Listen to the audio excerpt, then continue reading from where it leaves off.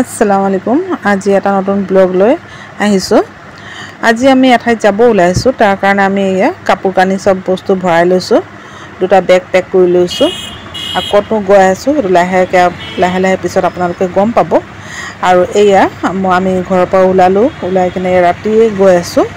আৰু যিহেতু আমাৰ ট্ৰেইন ষ্টেচন অকণমান দূৰত আছে, সেইকাৰণে আমাৰ মানে প্ৰথমত অটো দি যাব লাগে। অটো হওক বা নিজৰ গাড়ী হওক, আমাৰতো নিজৰ গাড়ী নাই, গতিকে আমি অটোতে যাব লাগিব। আৰু সেইকাৰণে আমি অটোত গৈছোঁ। আৰু চাওক ৰাতিৰ দৃশ্য আমাৰ টাউনখনত।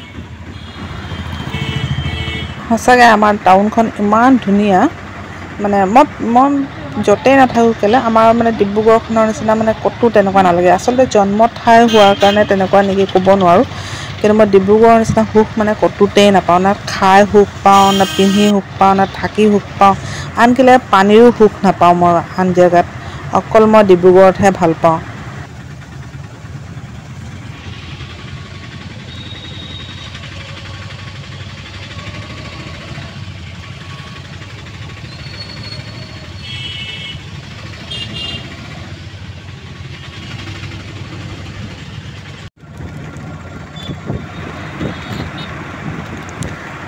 এতিয়া আহি পালোঁহি আমাৰ ডিব্ৰুগড় ৰেলৱে ষ্টেচনটো, যিটো বাণীপুৰত আছে।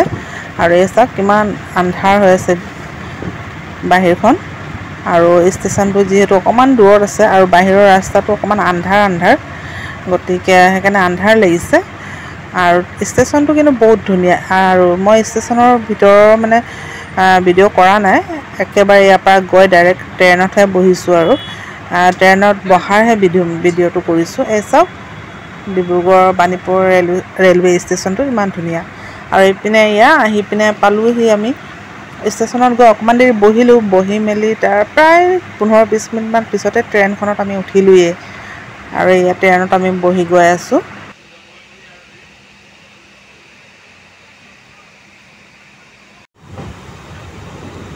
আৰু ট্ৰেইন এতিয়া গৈ আছে, এতিয়া এৰিছে ট্ৰেইনখন।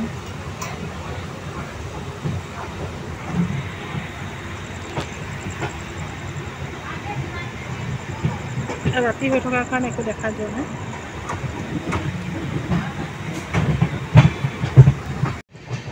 আৰু 5 মিনিটৰ ভিতৰত আমি চাউল খোৱাহি পাই গ'লোঁ।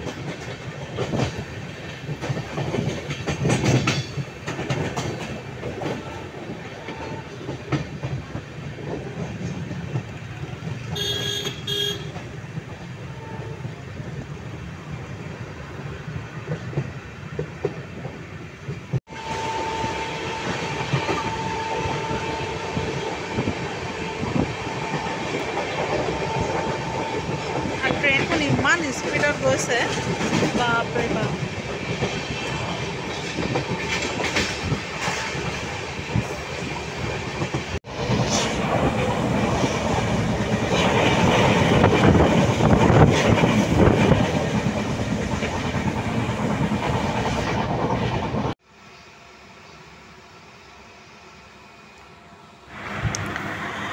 এতিয়া মোৰ ঠিক মনত নাই এখন কোনখন ষ্টেচন হয়। ইয়াত আহি গাড়ীখন ৰখাইছিলে আৰু তেতিয়া মই অকণমান ভিডিঅ' কৰিছিলোঁ। চাওক ইমান ধুনীয়া ষ্টেচনখন, সঁচাই ভাল লাগে। আৰু ট্ৰেইনত গ'লে ষ্টেচনবোৰ চাবলগীয়া, কিন্তু ৰাতিৰ এটা ভিউ থাকে, সেইটো বেলেগ। আকৌ দিনৰ ভিউবোৰো বেলেগ লাগে, চায়ে ভাল লাগে।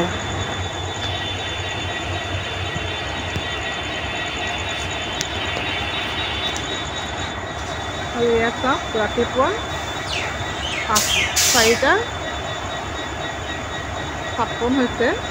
আৰু আমি এতিয়া বৰ্তমান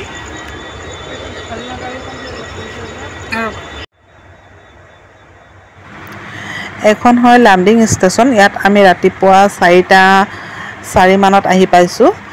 আৰু যিহেতু গাড়ী অকণমান দেৰিকৈ আহিব, 6:00-6:30 আহিব বুলি কৈছে, সেইকাৰণে আমি অকণমান দেৰি ইয়াত বহিলোঁ। বহি খোজ কাঢ়ি আছিলোঁ। আৰু যিহেতু গোটেই ৰাতি বহি আহিছোঁ। আৰু আমাৰ ৰিজাৰ্ভেশ্যন টিকেটেই আছিলে, হ'লেও আমি ট্ৰেইনত শুব নোৱাৰোঁ, সেই বহাই হ'ল আৰু গোটেই ৰাতি বহি কিনে আহিলোঁ। আৰু ৰাতিপুৱা আৰু ইয়াতে অকণমান দেৰি খোজ কাঢ়িছোঁ, কিবা কিবি চাই। আচলতে টাইম পাছ কৰিব লাগে, গতিকে টাইম পাছ কৰি আছোঁ। আৰু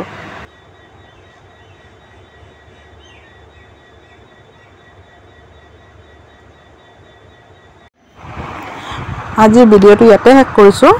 ধন্যবাদ।